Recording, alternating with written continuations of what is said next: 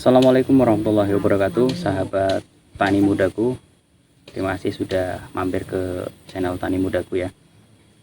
Hari ini saya melakukan perondakan ya teman-teman semua, melakukan perondakan untuk lahan terbaru, lahan ke-6 yang saya garap ya. Yang rencana saya akan tanami jagung manis ya, Ini lahan luasnya sekitar 110 desi, memang cukup kecil. Mungkin menghabiskan benih sekitar 1,5 kiloan ya kalau kita tanami dua-dua ya, dengan jarak tanam sekitar jarak tanam lebar itu 40-70 ya.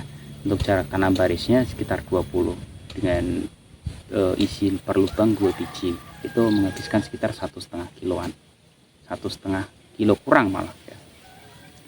Jadi ini lahan ke-6 yang alhamdulillah saya tidak mengeluarkan biaya sepeser pun, karena sesuai MOU, sesuai perjanjian ya.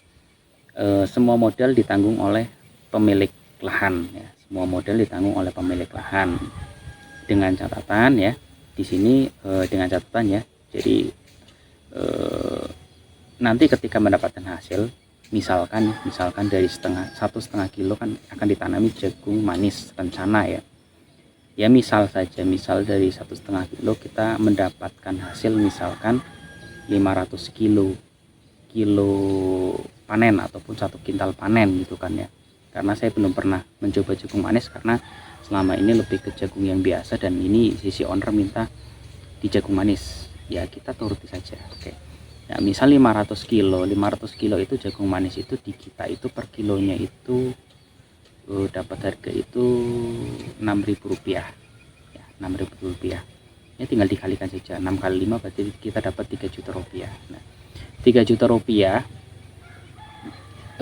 nanti sisi modal itu dikembalikan ke pemilik lahan. Jadi sisi modalnya itu misal nih dari 110 desi ini owner itu mengeluarkan biaya dari mulai pengolahan lahan sampai panen itu sekitar 1 juta. Misal saya anggarkan memang 1 jutaan ya, dari pupuk, obat, benih dan lain-lain sekitar 1 juta, dan pengolahan lahan ya. Tapi ini rencana cuma dipanen 1 juta, dan nanti ketika panen misalkan mendapat panen hasil 4 juta misal 4 juta. Jadi 1 jutanya itu kita ambil untuk dikembalikan ke pemilik lahan ya sebagai modal awal. Nanti yang 3 jutanya itu dibagi dua, berarti saya 1,5 juta, pemilik lahan juga 1,5 juta. Tapi berarti pemilik lahan dapat 2,5 juta karena modalnya dikembalikan gitu. Nah kok mau seperti itu, cara seperti itu ya, cara seperti itu memang terlihat di awal itu memang sisi pemilik lahan lebih diuntungkan. Tapi di MOU itu saya memberikan perjanjian juga bahwa tanaman utama akan dirawat sebaik mungkin, menghasilkan tanaman yang subur, dan intinya nanti hasil pendapatan diusahakan banyak. Namun di tanaman kedua, misal nih dari luas lahan 110 desi ini saya menanami jagung beserta dengan ubi jalar, misal bahasa sini itu bulet bahasa sini itu bulet ya. Jadi saya tanami ubi jalar beserta jagung. Jadi nanti di pinggir-pinggirannya saya akan tanami ubi jalar. Untuk ubi jalar ini tidak akan dibagi dua ya. Ubi jalar ini adalah sistemnya saya titip tanam kepada pemilik lahan. Jadi pemilik lahan tetap dikasih, tapi persentasenya saya lebih besar. Bisa jadi cuman 20% untuk pemilik lahan, saya 80%, atau 10% untuk pemilik lahan, saya 90%. Bisa jadi seperti itu. Kalau yang di sini rencana saya akan kasih 20-80, jadi saya 80%, pemilik lahan cuma dikasih 20% untuk tanaman sekunderinya. Jadi ada tanaman primer, ada tanaman sekunderi. Tanaman primer ini yang akan dibagi dua kepada pemilik lahan setelah dikurangi modal, dan tanaman sekunderi ini adalah tanaman yang saya titipkan kepada pemilik lahan dengan perjanjian bahwa persentasenya sebagai penggarap akan lebih besar. Nah dari sinilah nanti ketemu modal ataupun ketemu nanti untung tambahannya. Saya tadi kan untuk perawatan mungkin untuk jagung manis mentok di angka 70 hari. 70 hari perawatan saya mendapatkan dana misalnya 1,5 juta. Nah, kalau dipikir-pikir ya teman-teman, gitu kan, perawatan jagung itu kan sebenarnya tidak terlalu rumit, tidak terlalu ekstrem seperti padi, cabai dan lain sebagainya. jagung itu menjadi tanaman yang paling mudah untuk dirawat selain ubi-ubian yang tadi saya sebutkan ya. Jadi untuk tanaman jagung ini saya cuman merawat ya, ini sharing merawat itu di 10, kalau musim ini mungkin masih ada musim hujan sampai di awal September atau mungkin di pertengahan September. Jadi saya melakukan nanti di 10 hari pertama itu pengkocoran disertai dengan spray. Berarti saya 1 hari kerja. Terus yang kedua di 25 HST itu saya melakukan pemupukan dan pengocoran, berarti 2 hari kerja. Terus yang ketiga di 35 HST itu saya melakukan pemupukan beserta pengkocoran juga, 3 hari kerja ya.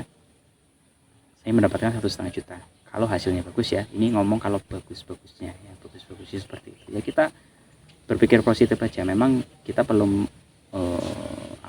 berpikir sedikit kalau ekstrimnya hasilnya tidak bagus, tapi ya kita positif aja pikirannya biar nanti semangat yang kita dapatkan juga bagus. Nah 3 hari kerja nanti disertai mungkin hari tambahannya itu ketika kita kayak hari ini saya nyemprot rondak, nanti ketika ada pemaliran disertai dengan kerja tambahan ya, hitung-hitung 1 minggu kerja lah ya, hitung-hitung 1 minggu kerja saya mendapatkan hasil ya itu 1,5 juta. Kalau ini hasilnya bagus 1,5 juta plus nanti dari hasil ubi-ubiannya ini ya, hasil ubi-ubiannya misal nih dari 110 desi ini saya mendapatkan 500 kilo lagi untuk ubi-ubiannya, misal 500 kilo ubi-ubian di sini harganya sekitar Rp5.000 per kilo, 4.000 sampai 5.000 ya, kita anggap saja 5.000 lah, 5 kali 5 ya 25, berarti 2,5 juta. Taruhlah buat operasional ini itu 500.000, masih sisa 2 juta. Jadi saya dapat untung sekitar 3,5 juta dari saya menanam ubi dan juga jagung. Itu sesuai MOU. Nah, ini sharing buat teman-teman, barangkali nih teman-teman kepengen menggarap lahan tapi nggak punya lahan ya, barangkali di dekat terutama di dekat lingkungan teman-teman ya, ataupun ada masyarakat yang memang lahannya tidak produktif, ayo bareng-bareng digarap gitu kan, digarap dengan cara metode yang tadi saya sebutkan ya. Yang penting teman-teman berani fight ataupun berani berjuang mencoba tanaman ini sampai hidup dulu. Jadi kalau saya itu yang penting pertama nih di 7 hari pertama ini hari yang sangat mendegangkan, jadi sampai dengan kuncup batang kuncup pohon jagung itu kelihatan, itu saya sudah tenang. Tapi kalau belum sampai kelihatan itu masih agak dikdukser gitu kan. Jadi saya harus benar-benar memperhatikan satu dari sisi pH tanah, yang kedua dari sisi ini tanahnya keras atau tidak ya. Jadi setiap saya menggarap di sini pun tadi saya sudah ukur pH-nya saya sudah ukur dan jelek banget, 4,5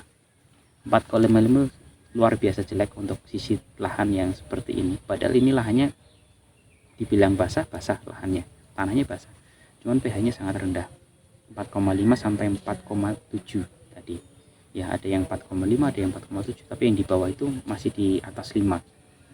Jadi yang saya akan lakukan nantinya setelah dirondak ini akan dilakukan pemaliran ya, dan nanti di bagian pemaliran itu akan saya taburi kapur dolomit ya. Setelah itu akan dilakukan bahasa sini itu kepuk, pencangkulan agar kapur dolomit tercampur dengan tanah. Jadi saya nggak menyebarkan semua di lahan kapur dolomit, tapi di jalur jagungnya saja yang akan saya sebari kapur dolomit gitu. Paling nggak di lahan itu netral.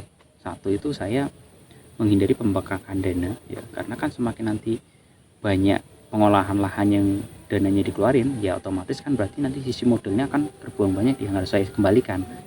Jadi saya di sini mensiasati nanti tanah dipalir, setelah itu saya tebar kapur dolomit di bagian jalur palirnya, setelah itu dikepuk itu dipacul, dicangkul, dicampurin dengan kapur dolomitnya. Nanti di hasil cangkulannya itu baru kita tanam jagung gitu. Itu mungkin jadi solusi ya, jadi solusi buat teman-teman kalau misalkan nggak mau terlalu ribet semua lahan tanah harus disebar kapur dolomit ya. Memang ini pH tanahnya nanti nggak merata untuk netralnya, tapi setidaknya itu di bagian jagung itu jadi netral gitu, jadi netral untuk pH tanahnya. Itu sharing aja buat teman-teman. Jadi kalau teman-teman pengen garap lahan ya, diskusi boleh nanti komen-komen ya. Jangan lupa untuk di like, share, dan subscribe ya teman-teman ya channel Tani Mudaku. Ini channel untuk sharing, channel untuk karena yang saya garap itu nggak cuma jagung. Di lahan pertama jagung, lahan kedua persawahan, lahan ketiga jagung, lahan keempat kopi, lahan kelima itu rencana akan ditanami cabai, karena ini masih posisinya masih baru dibedengi, masih kurang investor juga. Teman-teman kalau mau jadi investor ayo gabung juga ke sini ya. Masih kurang dana sekitar 1 jutaan, padahal 1 juta ya, tapi saya menunggu. Pokoknya saya nggak mau ngeluarin duit dulu. Kalau ada investor ayo masuk gitu. Dan ini lahan ke-6 yang rencana akan ditanami jagung manis. Nanti di sampingnya kita akan tanami ubi-ubian gitu. Ubi-ubian, ubi jalar itu masa panen sekitar 3-4 bulanan, dan nggak jauh beda lah intinya sama jagung. Jadi ketika kita panen jagung nanti disusul dengan panen ubi-ubian. Kenapa saya rondak? Karena biar sampai ke akar, biar nanti ubi-ubiannya nggak terganggu oleh rumput ini, gulma ini. Jadi saya rondak sampai gramason. Tadi saya baru melakukan perondakan gramason, udah selesai tadi sekitar 1 jam yang lalu. Dan ini lahan ini mungkin 2 hari ke depan akan dilakukan pemaliran ya, 2 hari ke depan. Dan cari juga buat teman-teman kalau mau nanam ubi-ubian ya. Jadi di pinggirnya kan di pinggir petakan kan itu akan kita tanami ubi-ubian. Itu dicangkul, terus kita taruhin jerami padi, terus diuruk ya. Sebelum diuruk boleh disemprot dulu pakai M21, boleh seperti itu, karena untuk mempercepat pengkomposan daripada jerami padinya itu tadi. Saya pastikan hasilnya akan bagus, karena itu akan menjadi kompos, tanahnya jadi gembur ya, karena ditumpuk dengan jerami padi, hasil ubinya pun akan bagus seperti itu. Oke teman-teman, mungkin sharing kali ini itu dulu ya teman-teman, sharing kali ini. Jadi teman-teman barangkali mau bertanya-tanya tentang penggarapan lahan, dan rencana kita akan masuk lagi ke lahan ke-7 kalau lahan ini sudah selesai. Lahan ini saya targetkan awal bulan depan sudah ditanami, karena ada kemungkinan ini akan kemarau. Jadi saya merencanakan awal bulan sudah tertanam gitu. Jadi 2 hari ke depan dipalir, langsung dikepuk ya, dikepuk atau dicangkul campur kapur dolomit. Setelah itu kita tanam ya, biar nanti masih ada hujan. Kalau masih ada hujan alhamdulillah lah ya, jadi masih terkena air, jadi nanti untuk kelembaban tanah bagus, nanti ketika benih berkecambah juga akan cepat keluar seperti itu. Oke, terima kasih teman-temanku, nanti dibantu like, share, dan subscribe ya channel Tani Mudaku ya, untuk buat saya menjadi lebih semangat lagi berbagi, sharing kepada teman-teman semua, berbagi ilmu, berbagi pengalaman, karena di setiap lahan itu berbeda-beda penanganannya, seperti yang di sini pun berbeda, di tempat lain pun berbeda. Dan ayo kita bareng-bareng sharing, kita bareng-bareng belajar mengenai pertanian siapapun itu ya. Jadi nggak perlu kita mengeluarkan modal. Mungkin cukup itu dulu dari saya untuk sharing kali ini. Kalau ada pertanyaan silahkan ditulis di kolom komentar. Mungkin itu aja ya. Wassalamualaikum warahmatullahi wabarakatuh.